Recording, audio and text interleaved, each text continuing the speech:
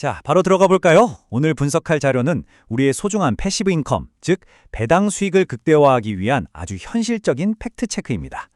단순히 겉으로 보이는 숫자에 속지 않고 각종 비용을 떼고 진짜 내 지갑에 꽂히는 수익을 지키는 방법을 본격적으로 파헤쳐 보겠습니다. 오늘 살펴볼 내용은 크게 5가지입니다. 흔히 빠지는 배당률의 함정부터 숨겨진 비용의 실체, 달러와 원화의 진검승부, 나만의 통화 찾기, 그리고 마지막 실전 체크리스트까지 빠르게 훑어보겠습니다. 첫 번째 파트, 배당률의 함정, 표면적인 숫자 그 이면입니다. 다들 계좌 열어보시면 제일 먼저 뭘 보시나요? 아마 배당 수익률, 그 숫자 하나만 뚫어지게 보실 텐데요. 과연 그게 다일까요? 정말 내 통장에 남는 돈도 그 퍼센트 그대로일지 한번 냉정하게 생각해 볼 필요가 있습니다. 수치를 보면 아주 흥미롭습니다. 미국 배당 세금은 15%고 국내는 15.4%거든요. 고작 0.4%포인트 차이니까 뭐 달러로 받든 원화로 받든 세금은 거기서 거기네. 무조건 배당률 높은 게 최고지 하실 수 있어요. 하지만 자료를 보면 이게 얼마나 무서운 착시 현상인지 알 수 있습니다. 자, 그럼 두 번째 파트, 숨겨진 비용, 소리 없는 부의 유출로 넘어가 보겠습니다. 비슷해 보이는 세금 뒤에는 진짜 악당이 숨어 있습니다. 자료에서는 이걸 새는 바가지라고 표현하는데요. 기껏 달러로 배당받아서 한국 마트에서 쓰려고 원화로 바꾸는 순간 환전 수수료가 떼이잖아요. 사용 목적을 미리 계획하지 않으면 화려해 보였던 내 배당 수익이 이 보이지 않는 구멍으로 줄줄 새어나가 버리는 겁니다.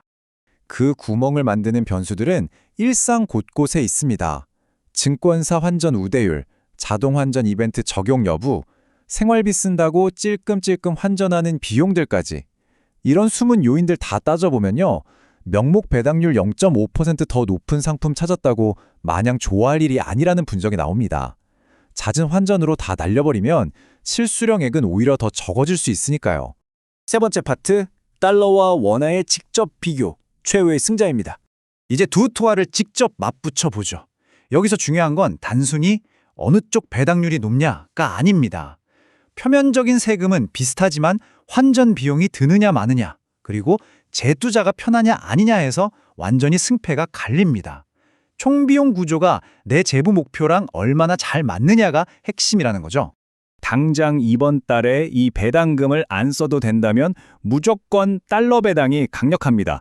환전 수수료 낼 필요 전혀 없이 그대로 글로벌 자산에 재투자해서 복리 스노볼을 굴리는 거죠.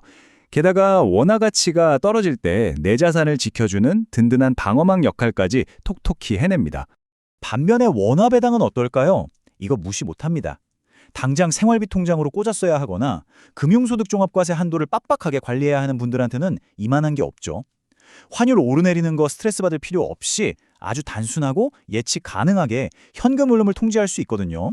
네 번째 파트, 나에게 맞는 통화 찾기입니다.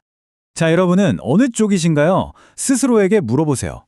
나는 내일 장 볼 때 이 배당금을 쓸 건가? 아니면 10년 묵혀둘 건가? 매월 생활비가 바로 필요한 은퇴자라면 압도적으로 원화가 유리합니다.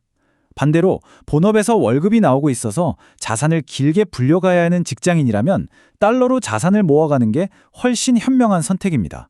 내 성향을 파악하셨다면 이 세 가지 실수만큼은 꼭 피해가셔야 합니다. 특히 배당률 높다고 달러 ETF 사놓고서 매달 원화로 환전의 생활비로 쓰는 분들 꽤 많으시죠? 아까 말씀드린 새는 바가지에 내 피 같은 돈을 계속 붓고 있는 격입니다. 이거 환전 수수료 다 떼고 나면 생각보다 남는 거 정말 없을 수도 있습니다. 마지막 5번째 파트, 4단계 실전 투자 체크리스트입니다. 오해와 팩트를 다 정리했으니 이제 행동으로 옮길 차례입니다. 지금 당장 점검해볼 4단계인데요. 내 증권사 우대율 꼭 확인하시고 기본 세금 차이 인지하시고요.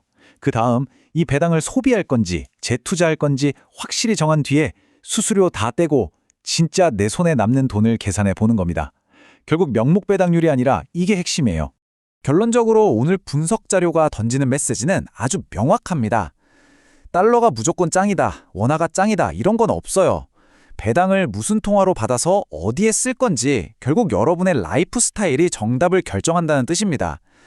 통화라는 도구를 여러분의 삶의 방식에 맞게 영리하게 써먹으셔야죠. 자, 오늘 들어온 여러분의 배당금, 진짜 여러분의 목표를 위해 100% 일하고 있나요? 아니면 엉뚱한 통화 선택 때문에 환전 수수료로 야금야금 새어나가고 있진 않은지, 오늘 당장 증권사 앱 열어서 내 배당 파이프라인의 종착지가 어디인지 한번 꼼꼼히 점검해 보시는 건 어떨까요?